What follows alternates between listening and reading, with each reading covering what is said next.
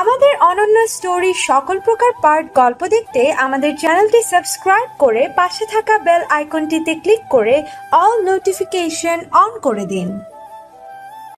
Shut up idiot, কি আবল তাবল বলছো? আদিত্যকে সহি সালামত দেখে জিদান বিধাতাকে লাখ লাখ শুক্রিয়া জানিয়ে বলে উঠল, স্যার আপনি বেঁচে আছেন, আমার যে কি খুশি লাগতেছে। বেঁচে আছেন মানে কি? আমার আবার কি হবে? কেন, এই মেয়েটা কিছু করেনি আপনাকে? আমি তো ভেবেছি আপনার শত্রুরা বুঝি এই গুন্ডি মেয়েটাকে হায়ার করেছে আপনাকে মারার জন্য। আদিত্য নূরের পানে তাকিয়ে বাঁকা হেসে বলল, হ্যাঁ সত্যি নাকি মিস নূর? আপনি কি আমাকে মারার চুক্তি নিয়েছেন? তা বললেই হতো, আমি স্বেচ্ছায় আমার ধর আপনার হাতে দিয়ে দিতাম। নূর দাম্ভিকতার সহিত বলল, নূর কখনো কারোর আন্ডারে বা কারোর আদেশে কাজ করে না মিস্টার নায়ক। আপনাকে মারার হলে আমি আমার জীবনের দরকারে মারব, অন্য কারোর জন্য নয়। তার আগে আপনি বলুন, আপনি আমার বান্ধবীকে এখানে একা ডেকেছেন কেন? কি মতলব আপনার? দেখুন, আপনি যা খুশি তাই করেন, তাতে আমার নিক পরিমাণও যায় আসে না। কিন্তু আমার বান্ধবীকে নিজের ট্রামে ফেলানোর চেষ্টা করলে আমার চেয়ে খারাপ কেউ হবে না। আদিত্যের সামনে তুড়ি বাজিয়ে বলল, জাস্ট ফিনিশ করে দিব আপনাকে, অ্যান্ড আই মিন ইট। আদিত্য শুধু অপলক দৃষ্টিতে তাকিয়ে রইল নূরের পানে। নূরের এতগুলো কথার প্রতি উত্তরে কেবল কিঞ্চিত রহস্যময় হাসল।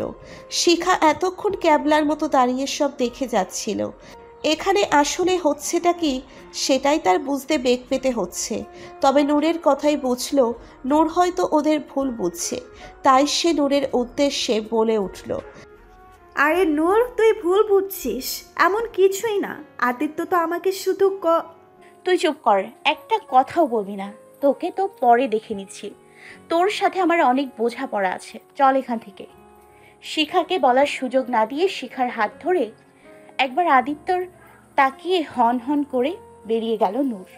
জিদান আদিত্যের উদ্দেশ্যে বলল, স্যার এখন আমাদেরও যাওয়া উচিত। চলো। আদিত্য বেডের ওপর থেকে ফোনটা নিতে গেলেই কিছু একটা চোখে পড়ল ওর। ভালো করে খেয়াল করে দেখলো ছোট্ট একটা কানের দুল হাতে নিয়ে চোখের সামনে ধরলো আদিত্য। এটা নিশ্চয়ই নূরের হবে, তখন কান থেকে পড়ে গেছে হয়তো। দুলটা হাতের তালুতে নিয়ে নাকের ডগায় ধরতেই আবারও নূরের চুল আর শরীরের লোমহর্ষক ঘ্রাণটা পেল। আবেশে নেত্রপল্লব বন্ধ করে দিল সে। কিছুক্ষণ পর আখি যুগল খুলে দুলটার দিকে তাকিয়ে থেকে আদিত্য জিদানের উদ্দেশ্যে বলল, আমার নতুন ফিল্মের আর্ট ডাইরেক্টরকে বলবে আমার এই লোকেশনটা অনেক পছন্দ হয়েছে, কাল থেকে এখানে শুটিংয়ের ব্যবস্থা করতে। আদিত্য দুলটা হাতের মুঠোয় নিয়ে বেরিয়ে গেল। জিদানের মাথায় হাত। ওর স্যার জেনে শুনে কুমিরের সর্দারনির সামনে কেন থাকতে চাচ্ছে এটাই খুঁজে পাচ্ছে না সে। সারাদিনের সব কর্মব্যস্ততা শেষে নিজ গৃহে পা রাখল নূর। শরীর মন দুই যেন ক্লান্ত, তবে ওর যে ক্লান্ত হওয়া মানায় না। পরিবারের সুখের জন্য ওকে ক্লান্ত হওয়া চলবে না। বসার ঘরে মাকে বসে থাকতে দেখে নিজের চেহারায় জোরপূর্বক হাসি এনে ক্লান্তির প্রতিচ্ছবি দূর করার বৃথা চেষ্টা করল। সোফায় বসা মায়ের কোলে মাথা রেখে শুয়ে পড়ল নূর। এটাই পরম শান্তির স্থান। মা লতিকা মুচকি হেসে মেয়ের মাথায় সযত্নে হাত বুলিয়ে দিল। মায়াময় সুরে বলল, কি রে মা, খুব বেশি ক্লান্ত হয়ে গেছিস? আরে না মা, তোমার বাঘিনী কখনো ক্লান্ত হয় নাকি? মাকে মিথ্যে বলবি, আমি কি দেখতে পাই না? মৃদু হাসল নূর। আসলেই মায়ের কাছ থেকে কিছু লুকানো যায় না, সব বুঝে যায় সে। লতিকা মেয়ের মাথায় হাত বোলাতে বোলাতে বলল, অনেক চাপ পড়ে গেছে না রে তোর উপর? ছোট কাঁধে আর কত বোঝা নিবি? এখন একটু নিজের ব্যাপারেও ভাব। নিজের ব্যাপারে আবার আলাদা করে ভাবার কি আছে মা? তোমরাই তো আমার সব। তোমরা ভালো থাকলে আমার আর কি চাই? আমি আমার জীবনে ভালোই আছি। কি ভালো আছিস? এটাকে ভালো থাকা বলে? সব সময় ছেলেদের মতো চলাফেরা করিস, এটুকু তো সাধারণ মেয়েদের মতো শখ আহ্লাদ ঘোরাফেরা একটু সাজুগুজু করতে পারিস। মা তুমি তো জানোই আমার ওসব ন্যাকামি একদম ভালো লাগে না। আমি যেমন আছি তেমনই ভালো। এখন এসব ছাড়ো তো, খেতে দাও, ক্ষুধা লেগেছে। আচ্ছা মা, পল্টু আমার ফোন দিয়ে গেছে, একটু সমস্যা হয়েছিল, ওকে সারতে দিয়েছিলাম। সন্ধ্যায় দিয়ে যাওয়ার কথা। ওই ভাঙাচোরা ফোন আর কত ঠিক করবি? একটা নতুন কিনলেই তো পারিস। এখনকার মেয়েরা কেমন স্মার্টফোন ব্যবহার করে, ফেসবুক, টিকটকি কত কি চালায়। আর তুই সেই বাবা আদমের জামানার একটা বাটন ফোন চালিয়ে যাচ্ছিস। তুই একটা স্মার্টফোন কিনে নে। নূর হেসে উঠে বলল, টিকটিকি না মা, টিকটক বলে। আর আমার ওসবের দরকার নেই, ফোন কথা বলার জন্য দরকার। আর আমার ওই বাটন ফোনেই কাজ চলছে, তাহলে শুধু শুধু টাকা নষ্ট করব কেন? তবে হ্যাঁ, একটা ল্যাপটপ কেনা দরকার। ভাবছি পল্টুকে দিয়ে একটা সেকেন্ড হ্যান্ড ল্যাপটপ পাওয়া যায় কিনা খোঁজ নিব। কিছু টাকা গুছিয়ে একটা ল্যাপটপ কিনবো। সেকেন্ড হ্যান্ড কেন কিনবি? একটা নতুন কিনিস। সব সময় আমাদের পরিপূর্ণ দিয়ে নিজে জোড়াতালি দিয়ে চলিস। ভালো কোনো কাপড় চোপড় কিনিস না, নিজের জন্য ভালো কোনো জিনিস নিস না। আর কত সমঝোতা করে চলবি? আচ্ছা যাও, নতুন ল্যাপটপই কিনবো। এবার খুশি তো? হ্যাঁ অনেক। এখন যা, হাত মুখ ধুয়ে আয়, খাবার দিচ্ছি আমি। খাবার টেবিলে অমালিয়াকে না দেখে নূর মাকে জিজ্ঞেস করলো, মা, লিয়া কোথায়? খাবে না ও? লতিকা বেগম প্লেটে ভাত বাড়তে বাড়তে বললেন, ওর কথা আর বলিস না। কোন বান্ধবীর নাকি জন্মদিনের পার্টি আজ, সেখানেই গেছে। রাতে নাকি ওখান থেকেই খেয়ে আসবে। তাই বলে এত রাত পর্যন্ত? কই, আমাকে তো কিছু বললো না। ইভান পাশ থেকে বলে উঠল, বললে কি তুমি যেতে দিতে? মা, এই লিয়াকে কিন্তু বেশি ছুট দিয়ে ফেলছো। ওকে এখন একটু শাসন করা দরকার, যখন যা মন চায় করে। আপু এখানে সবার জন্য খেটে মরছে, আর ওই মেয়ে এসব মজা মাস্তিতে অযথা টাকা উড়িয়ে বেড়াচ্ছে। আমি তো বলি, কিন্তু আমার কথা শুনলে তো? পিঠের উপর 2-4 ঘা পড়লে ঠিকই শুনবে। নূর বলে উঠল, থামো তো ইভান, এত রাগ দেখালে হিতে বিপরীত হবে। লিয়ার বয়সটাই এমন, এই বয়সে এই সবই ওদের কাছে গুরুত্বপূর্ণ মনে হয়। বাস্তবতা খারাপ ভালো ফারাক করতে পারে না, তাই ওকে বুঝিয়ে বলতে হবে। রাগারাগি করলে চলবে না। খাওয়া শেষে মিছরি নূরের উদ্দেশ্যে বলল, আপু, আমার কোচিংয়ের ফি দিতে হবে, স্যার কালই নিয়ে যেতে বলেছে। আজকে ওই নায়কের গাড়ির পেমেন্ট পেয়েছিল নূর। ভেবেছিল আরও কিছু গুছিয়ে একটা ল্যাপটপ কিনবে, কিন্তু এখন মিছরির কোচিংয়ের ফি দেওয়া জরুরি। যথারীতি নূর নিজের প্রয়োজনটা প্রাধান্য দিল না। মিছরিকে বলল, ঠিক আছে, সকালে যাওয়ার সময় নিয়ে যাস আমার কাছ থেকে। আচ্ছা। রাত 10টার পর অমালিয়া বাসায় ফিরল। নূর বসে অপেক্ষা করছিল ওর ফেরার। ইভান আর লতিকাও আছে। এত রাত হওয়ায় নূর এবার নিজেও কিছুটা রেগে আছে। মেয়েটাকে এবার সত্যিই কিছু বলতে হবে। এত রাত করে বাইরে থাকার মানেটা কি? কিছুক্ষণ পর অমালিয়া ফিরল বাসায়। সবাইকে এভাবে বসে থাকতে দেখে কিছুটা ঘাবড়ে গেল সে। ভয়ে ভয়ে মাথা নিচু করে চুপচাপ নিচের রুমের দিকে যেতে লাগলো। নূর ডাক দিল, দাঁড়া লিয়া, এদিকে আয়, কথা আছে তোর সাথে। লিয়া ঢোক গিলে ধীরে ধীরে রুমের সামনে এসে দাঁড়ালো। মিনমিনে গলায় বলল, হ্যাঁ বলো আপু। নূর শান্ত থমথমে কণ্ঠে বলে উঠল, এখন কয়টা বাজে? এটা তোর বাড়ি ফেরার সময় হলো। জানিস আমাদের কত চিন্তা হচ্ছিল। আরে শুধু শুধু চিন্তার কি আছে, আমি তো মাকে বলে গিয়েছিলাম আসতে একটু দেরি হবে। আসলে বন্ধুরা পার্টি থেকে আসতেই দিচ্ছিল না, তাই একটু দেরি হয়ে গেছে। একটু দেরি? এটাকে একটু দেরি বলছিস তুই? রাত এখন 11টা বাজে। হ্যাঁ তো কি হয়েছে, এখনকার যুগে ছেলেমেয়েরা এমন রাত করেই পার্টি করে। হ্যাঁ তো ওভার রিয়াক্ট করার কি আছে? তোকে না কতবার বলেছি এসব আলট্রা মডার্ন পোশাক পরে বাইরে বের হবি না। আপু প্লিজ, এখন কি আমাকেও তোমার ছেলেদের মতো থাকতে বলো?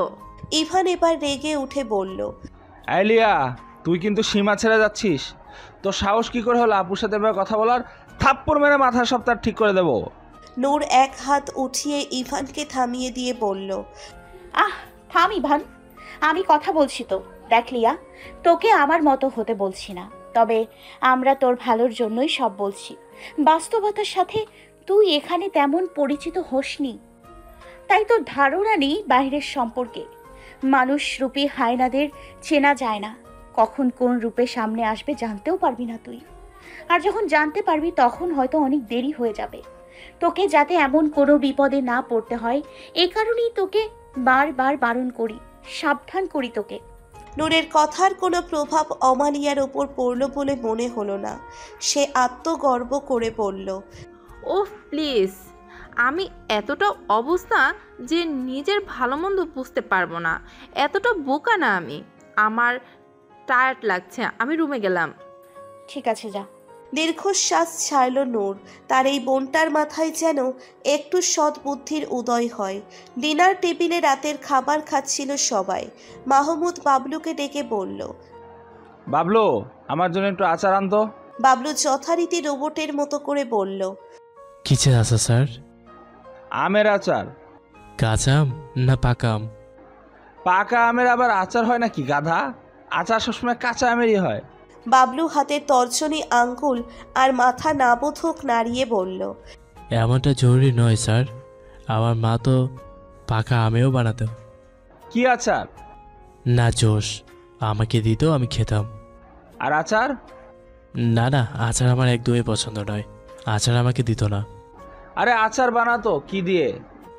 সেটা তো যে আচার বানাতো সে জানে, আমাকে কেন বলছেন? আপনারাও না আর বুদ্ধি আক্কেল হলো না। মাহমুদ দাঁত কিরমির করে রাগে কড়মড় করে বলল, চুপ কর বদমাইশ, সরে যা আমার চোখের সামনে থেকে। কোথায় যাব স্যার? জাহান্নামে যা। জাহান্নাম কোথায় স্যার? ঠিকানা দেন আর যাওয়া ভাড়া দেন। ভাড়া ছাড়া কেমনে যাব? আর ওখানে গিয়ে কী করব সেটাও বলেন। মাহমুদের এখন ছেড়ে দেওয়া কেঁদে বাঁচি অবস্থা। কোন কুলক্ষণে যে এই আপদ কপালে জুটেছিল। মাহমুদ রেহেনুমার দিকে করুণ চোখে তাকিয়ে বলল, আমি যদি কোনোদিন হার্ট অ্যাটাক করে মরে যাই তার জন্য তোমার নমুনায় দায়ী থাকবে, এমনটাই লিখে রেখে যাব আমি। আহনা খাবার খাওয়া বাদ দিয়ে হি হি করে হাসতে লাগলো। অন্য সময় হলে আদিত্য এই হাসিতে যোগদান করত, তবে আজ যেন সে অন্য খেয়ালেই ডুবে আছে। এদের কথাবার্তায় মনোযোগ নেই তার। রেহেনুমা ব্যাপারটা খেয়াল করছে। আদিত্যের কোনো ব্যাপার তার চোখে ফাঁকি দিতে পারে না। তার ছেলের ছোট থেকে ছোট পরিবর্তনও তার নজরে পড়ে। আজকে আদিত্যকে একটু অন্যমনস্ক লাগছে, যেন অন্য কোনো খেয়ালে ডুবে আছে সে। রেহেনুমা আদিত্যের দৃষ্টি আকর্ষণ করে বলল, আদে, কি হয়েছে তোর? কোথায় হারিয়ে গেছিস? মায়ের কথায় আদিত্য একটু থতমত খেয়ে গেল।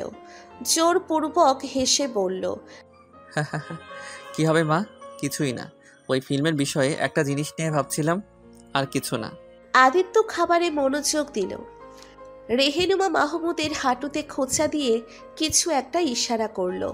আসলে সে আদিত্যকে বিয়ের ব্যাপারে বলতে বলছে। মাহমুদ ইশারা বুঝতে পেরে গলা ছেড়ে আদিত্যের উদ্দেশ্যে বলল, তা বয়স তো ভালোই হলো আদি, আর আল্লাহর রহমতে ক্যারিয়ারও মাশাল্লাহ ভালোই চলছে। তা এখন বিয়ে শাদির ব্যাপারে কিছু ভেবেছো? তোমার মা তো আর তার বৌমার মুখ দেখতে দেখতে অধৈর্য হয়ে যাচ্ছে। তা আমরা কি মেয়েটে দেখবো, নাকি তোমার নিজের কোনো পছন্দ টছন্দ আছে? থাকলে বলো, আমাদের কোনো আপত্তি নেই। মাহমুদের শেষের কথায় খাবার মুখের কাছে নিয়েও থেমে গেল আদিত্য। হঠাৎ কেন যেন নূরের কথা মনে পড়ল ওর। যদিও নূরের খেয়াল কাল থেকেই ওকে অনেক প্যারেশান করে যাচ্ছে, আজকে যেন এর মাত্রা আরও বেড়ে গিয়েছে। আদিত্যের মৌনতা দেখে রেহেনুমা বলে উঠল, কিরে, বললি না তো? সামাইরাকে কিন্তু আমার খুব পছন্দ। তোদের জুটির সব ছবিগুলোই কত হিট হয়। তোদের জুটিকে সবাই খুব পছন্দ করে। রিয়েল লাইফের মতো রিয়েল লাইফও তোরা সত্যিকারের জুটি হয়ে গেলে কত ভালো হবে। আমাদের পরিবারের সাথে এমন বই দরকার, কি বলিস তুই? হঠাৎই মেজাজটা কেমন বিগড়ে গেল আদিত্যের। আদিত্য খাবার ছেড়ে উঠে দাঁড়িয়ে বলল, আমার খাওয়া শেষ, আমি রুমে গেলাম। আর হ্যাঁ, আমার বিয়ে নিয়ে এত উতলা হওয়ার কিছু নেই, যখন হবার হয়ে যাবে। ওকে কিছু বলার সুযোগ না দিয়ে হন হন করে সিঁড়ি বেয়ে উপরে চলে গেল আদিত্য। আদিত্যের এমন বিহেভিয়ার কিছুটা সন্দেহজনক মনে হলে রেহেনুমার কাছে। হুট করে এভাবে রেগে গেল কেন? রুমে এসে খাটের উপর পা ঝুলিয়ে বসল আদিত্য। খাটের পাশে ক্যাবিনেটের ড্রয়ার খুলে নূরের কানের দুলটা বের করলো সে। চোখের সামনে ধরে এক ধ্যানে তাকিয়ে রইল কতক্ষণ। ধীরে ধীরে মাথা এলিয়ে দিয়ে শুয়ে পড়ল আদিত্য। দোলনা রোলটা চোখের সামনে ঝুলিয়ে রাখলো। এই ছোট্ট বেজান পদার্থ যে এত বিমোহিত করতে পারে তা আজ জানলো আদিত্য। এ কোন ইন্দ্রজালে জড়িয়ে যাচ্ছে সে? কোন অতল গহ্বরে নিমজ্জিত হচ্ছে তার সর্বস্ব? অতলে নিমজ্জন হয়েও কেন তা বিষাদ লাগছে না? পরন্তু অনাবিল এক প্রশান্তি কেন ছেয়ে যাচ্ছে সর্বত্র? তবে কি সর্বনাশের প্রারম্ভ হয়ে গেল? শুটিংয়ের ব্রেকে নিজের ভ্যানিটি ভ্যানে এসে আরাম করে একটু বসলো আদিত্য। জিদান কফির কথা জিজ্ঞেস করলে আদিত্য বলল, হ্যাঁ আনো। আর হ্যাঁ, তোমাকে যে বলেছিলাম লোকেশনের ব্যাপারে ডিরেক্টরের সাথে কথা বলতে, বলেছো? হ্যাঁ স্যার বলেছি, ডিরেক্টর আজই ভার্সিটির প্রিন্সিপালের কাছে পারমিশন নেবে বলেছে। দেখো, আমি অত শত জানি না, কাল থেকে যেন লোকেশন ওইটাই হয়। That's it. জি স্যার, হয়ে যাবে। কফি আনতে বেরিয়ে গেল জিদান। স্যারের জন্য আজকাল তার চিন্তার পরিমাণ তার ঝুলে পড়া মোটা পেটের মতো বেড়েই চলেছে। ওই কুমিরের সর্দারানির সামনে রোজ যাবে এখন। কখন না জানি স্যারকে জবাই করে উচ্চ দরে কেজি হিসেবে বিক্রি করে দেয়। অধিক লাভবান হবে নিশ্চয়। স্যারের যা ডিমান্ড, তার মাংস বিক্রি করেও কোটিপতি হওয়াটা অস্বাভাবিক কিচ্ছু না। ইজি চেয়ারে পেছন দিকে একটু হেলে চোখ বন্ধ করে বসেছিল আদিত্য। হঠাৎ মেয়েলি কণ্ঠে কেউ বলে উঠল, মে আই কাম ইন? চোখ খুলল না আদিত্য। বুঝতে পারল কে এসেছে, তাই ইচ্ছে করেই চোখ বুজে রইল। এই মুহূর্তে সেই মেয়েটার সাথে মোটেও কথা বলতে চাচ্ছে না, কারণ সৌজন্যের খাতিরে একবার কথা বললে মেয়েটা ঘাড়ে চেপে বসবে। অনুমতি চাইলেও সেটা অ্যাপ্রুভ হওয়ার অপেক্ষা করল না সামাইরা। কোমর এঁকে বেঁকে ধীর পায়ে আদিত্যের পেছনে গিয়ে দাঁড়ালো সে। আদিত্যের কাঁধে দুই হাত রেখে হালকা প্রেসারে চাপ দিয়ে মোহনীয় কণ্ঠে বলল, আজ বোধহয় একটু বেশিই টায়ার্ড হয়ে গেছো। এতবার করে আমাকে উঠিয়ে নাচতে হয়েছে, একটু তো টায়ার্ড হওয়ারই কথা। যদিও আমি জিরো ফিগার, তবুও কষ্ট তো হয়ই। আমি বরং মাসাজ করে দেই, দেখবে ভালো লাগবে। আমি কিন্তু অনেক ভালো মাসাজ জানি। আদিত্য চোখ খুলে ঝট করে উঠে দাঁড়িয়ে বলল, নো নিড সামাইরা। আর তোমাকে কতবার বলেছি হুট করে আমার ভ্যানিটিতে আসবো না, কখন আবার মিডিয়া ছবি তুলে মশলাদার নিউজ বানিয়ে দিবে। ইউ নো না, I don't like this. Samaira মুখের হাসিটা আরেকটু প্রশস্ত করে বলল, নিউজ হলেই বা ক্ষতি কি? এমনিতেও আমাদের জুটি অনেক জনপ্রিয়। আমাদের প্রেমের সংবাদে জনতা খুশিই হবে। এমন নিউজ ভাইরাল হলে আমাদের বরং আরও উপকার হবে, পাবলিসিটি বাড়বে আমাদের। আমার সস্তা পাবলিসিটির কোনো দরকার নেই। You know that very well. আমরা শুধুই প্রফেশনালি একজন আরেকজনের সহযোগী, তাছাড়া আর কিছুই না। আচ্ছা আচ্ছা, রাগ কেন? আমি তো শুধু মজা করছিলাম। আমি তো এখানে শুধু তোমার সাথে একটু কফি খেতে আসলাম। কি খাওয়াবে না? ওকে বসো, আমি জিদানকে বলে দিচ্ছি। সৌজন্যতার খাতিরে মানা করতে না পারলেও ভেতরে খুবই বিরক্ত বোধ করছে আদিত্য। কোথায় শান্তিতে নিজের খেয়ালে একটু ডুবে থাকবে তা না, এর সামনে বসে থাকতে হচ্ছে। সামাইরা কফির কাপে চুমুক দিচ্ছে আর আদিত্যকে দেখছে। আদিত্য কবে ওর ফিলিংসটা বুঝবে সেটাই তার ভাবনা। এত একটা সুন্দর মেয়ে সামনে থেকে এত হিন্টস দিচ্ছে, তবুও কি আদিত্য বোঝে না? সব সময় শুধু দূরে দূরে থাকে, ক্যামেরা অফ হতেই অপরিচিত মানুষের মতো ব্যবহার করে। আমার প্রতি কবে একটু সহৃদয় হবে? তবে আমিও এত জলদি হার ছাড়ছি না, আমার ভালোবাসায় চড়াতেই হবে এক সময়। পরদিন আদিত্যের হুকুম অনুযায়ী নূরের ভার্সিটিতে শুটিংয়ের ব্যবস্থা করা হয়েছে। আজ সময়ের আগেই আদিত্য চলে এসেছে। যা দেখে জিদান এই নিয়ে 3 বার অজ্ঞান হয়ে হ্যাট্রিক কমপ্লিট করেছে। আজ পর্যন্ত আদিত্যকে সব সময় কখনো শুটিংয়ে এত আগে আসতে দেখেনি। আজ কি তাহলে আগে আগে এসে মাঠের ঘাস পরিষ্কার করবে সে? এই অতীব মহান প্রশ্ন মনে আসলেও মুখে জিজ্ঞেস করা হলো না তার। অগত্যা সে আদিত্যকে সারাদিনের শিডিউল শোনাতে লাগলো। শিখা আর নূর মাত্রই এসেছে, গিয়াসের জন্য অপেক্ষা করছে তারা। অনেকক্ষণ পর অনেকটা দৌড়ে দৌড়েই এলো গিয়াস। এসে বসতে না বসতেই নূর বলে উঠল, ওই গ্যাসের বাচ্চা, এত দেরি করলি কেন? সিএনজিতে হাওয়া ভরছিলি নাকি? আমার নোট কই? গিয়াস হাত ছড়িয়ে হতাশ সুরে বলল, ইয়ার তুই এমন ডাইনি শাশুড়ি আম্মার মতো কেন রে?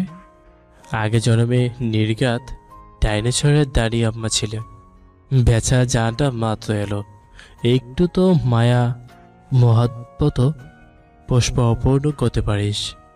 ওরা আঁচল দিয়ে বাতাস করে পালানটা জোরে কুলফির করে দিতে পারিস। জানিস, তোদের নোট করতে গিয়ে আমার কনস্টিপেশন হয়ে গিয়েছিলাম। সোজা বাংলায় গুন্ডা কষা হয়ে গিয়েছিলাম। রাত জেগে কাজ করতে গিয়ে সকালে বাথরুমে আর কিছু ডাউনলোড হয় না। জমানো ফাইল 50% এসে আটকে গিয়েছিল। এটা যে কতটা যন্ত্রণাদায়ক তা কেবল যার হয় সেই জানে। গার্লফ্রেন্ডের সাথে ব্রেকআপ হওয়ার পরেও এত কষ্ট হয় না।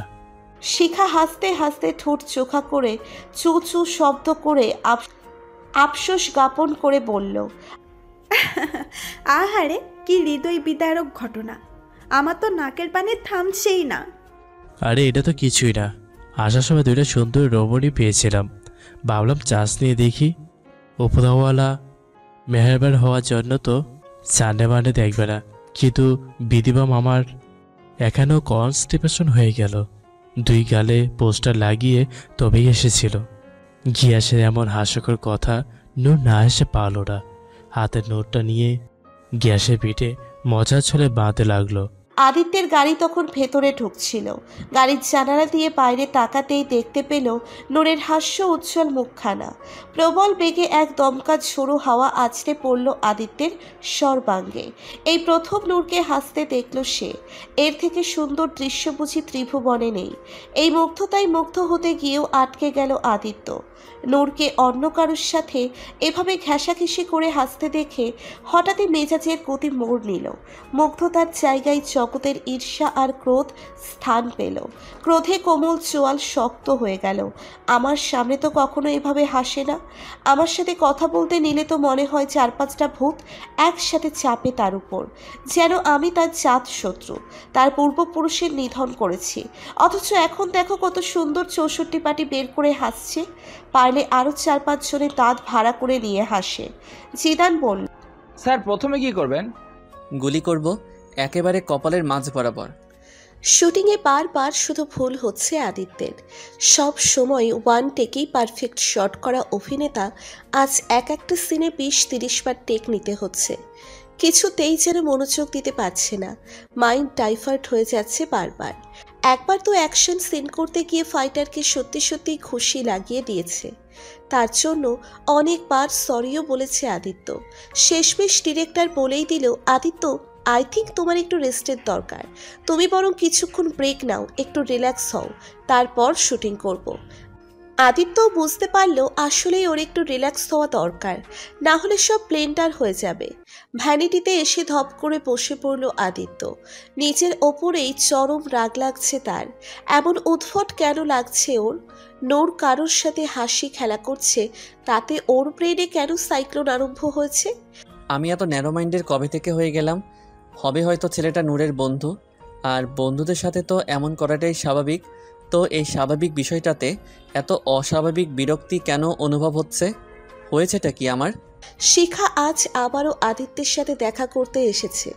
আদিত্য ওকে বলেছিল ও চাইলে যে কোনো সময় আদিত্যের সাথে দেখা করতে আসতে পারে। নিজেকে খুব নামি দামি মনে হচ্ছে শিখার। দ্য সুপারস্টার আদিত্যের সাথে যখন মন চায় দেখা করতে পারা কি চারটিখানি কথা নাকি? ওর ক্লাসমেটরা এই কথা শুনে তো একেবারে চলে পড়ে তন্দুরি চিকেন হয়ে গিয়েছিল। অনেকে তো বিশ্বাসই করেনি, তাই আজ আবার যাচ্ছে আদিত্যের সাথে সেলফি নিতে, যাতে সবাই বিশ্বাস করে ওর মাঝে নিশ্চয়ই স্পেশাল একটা ব্যাপার আছে।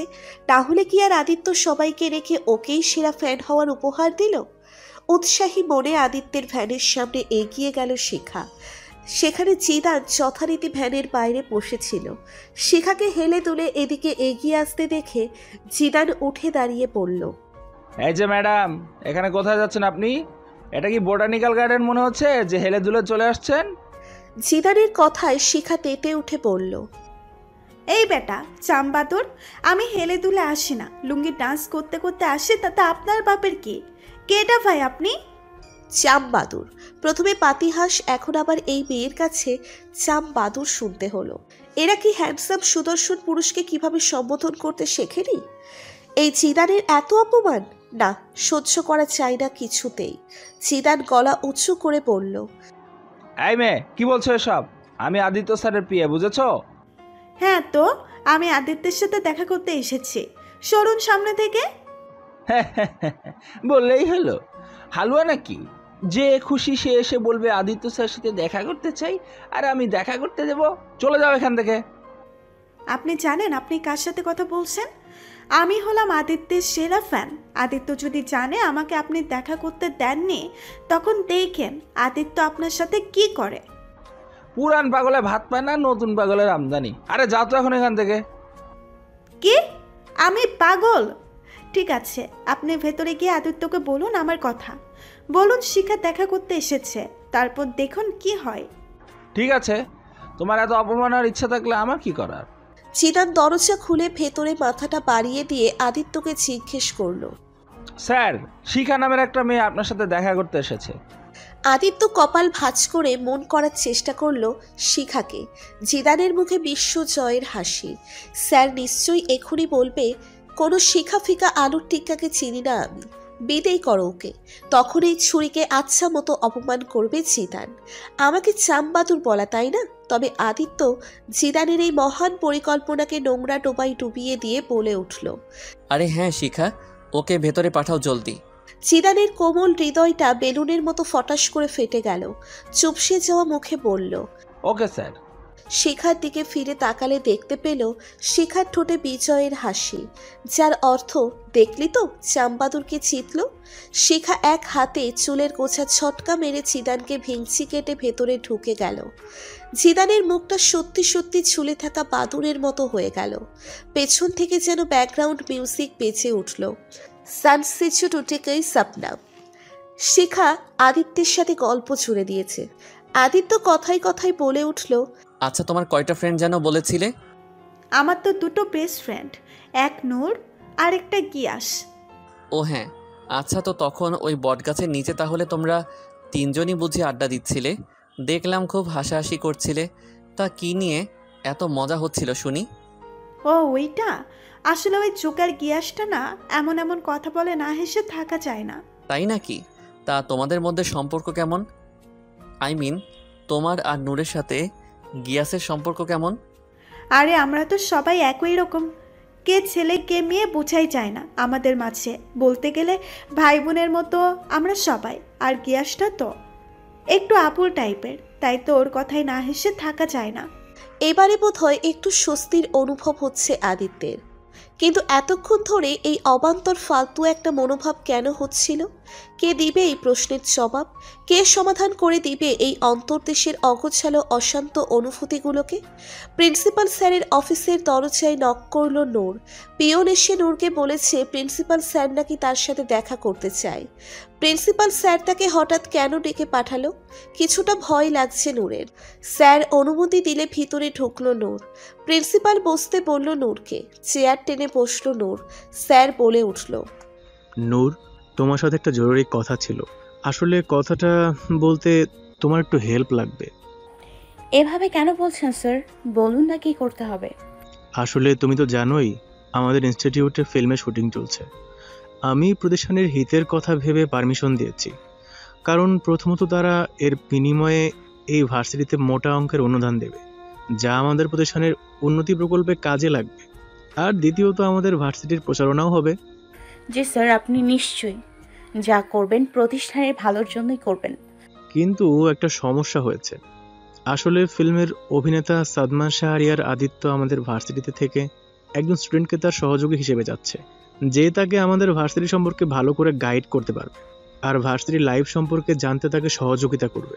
আসলে আদিত্য বাইরে থেকে পড়াশোনা করেছে, তাই নাকি ওর দেশের ভার্সিটি লাইফ সম্পর্কে ধারণা একটু কম আছে। তাই ও এই ভার্সিটির একজন স্টুডেন্টকে নিজের সহযোগিতার জন্য চাইছে। তো আমি চাচ্ছি তুমি এই কাজটা করো। স্যারের কথায় চমকে গেল নূর। ওই লুইচ্ছা নায়কের সাহায্য করব আমি? No way. এমনিতেই সিনেমা জগৎ আমার কাছে চরম বিরক্তিকর লাগে, যাকে বলে একেবারে ভয়াবহ পেট খারাপওয়ালা বিরক্তি। আর নায়ক ফায়ককে তো আমার বমি করা লেভেলের অসহ্য লাগে। কিন্তু স্যারকে সরাসরি মানাই বা করব কিভাবে? স্যার যদি রেগে যান? নূর মিনমিনে গলায় বলল, স্যার আমার চেয়ে আরও অনেক স্টুডেন্ট তো আছে, তাহলে আমি কিভাবে? হ্যাঁ আছে, তবে আমি এই বিষয়টাতে তোমাকেই পারফেক্ট মনে করেছি, কারণ তুমি বাকিদের থেকে আলাদা, কাজের প্রতি দায়িত্বশীল। অন্য কোনো স্টুডেন্টকে দিলে তারা এটা ঠিকমতো করতে পারবে না। বরং আদিত্যের ছবি আর নানা রকম ভিডিও বানিয়ে সোশ্যাল মিডিয়ায় আপলোড করবে। এতে করে আদিত্যের সিকিউরিটি থাকবে না, আর নিজের কাজের প্রাইভেসিও থাকবে না। তাই আমি তোমার উপরেই ভরসা করছি। কিন্তু স্যার, আপনি তো জানেন আমার গ্যারেজে কাজ করতে হয়, আমি তেমন সময় দিতে পারবো না। আর আমি তো রোজ ক্যাম্পাসেও আসি না, দরকারি কিছু থাকলে তবেই আসি। সমস্যা নেই, তুমি যতটুকু পারো ততটুকু সময় দিলেই যথেষ্ট। তাছাড়া এটা একটা পার্ট টাইম কাজ হিসেবেও করতে পারো, কারণ আদিত্য এর জন্য পেমেন্টও করবে। তুমি রোজকার একটা অ্যামাউন্ট ঠিক করে নাও, সেই হিসেবেই তোমাকে পেমেন্ট করবে, তাহলে তো আর সমস্যা নেই। পেমেন্টের কথা শুনে এবার একটু ভাবল নূর। টাকা তো ওর দরকার, গ্যারেজের কিছু জিনিসপত্র কেনা দরকার, আর ওর একটা ল্যাপটপ কেনার জন্যেও টাকা দরকার। আমি তো আর কারোর দয়া দীক্ষা নিয়ে নিচ্ছি না, কাজের পরিবর্তে টাকা পাচ্ছি। পার্ট টাইম কাজ হিসেবে করলে করাই যায়। হ্যাঁ, এর জন্য না হয় একটু ওই লোকটাকে সহ্য করতে হবে। কি আর করার, এমনিতেও স্যারকে মানা করা বেয়াদবি হবে, তাই রাজি হয়ে যাই। কয়েকদিনেরই তো ব্যাপার, তারপর সে নিজের রাস্তায়, আমি আমার রাস্তায়।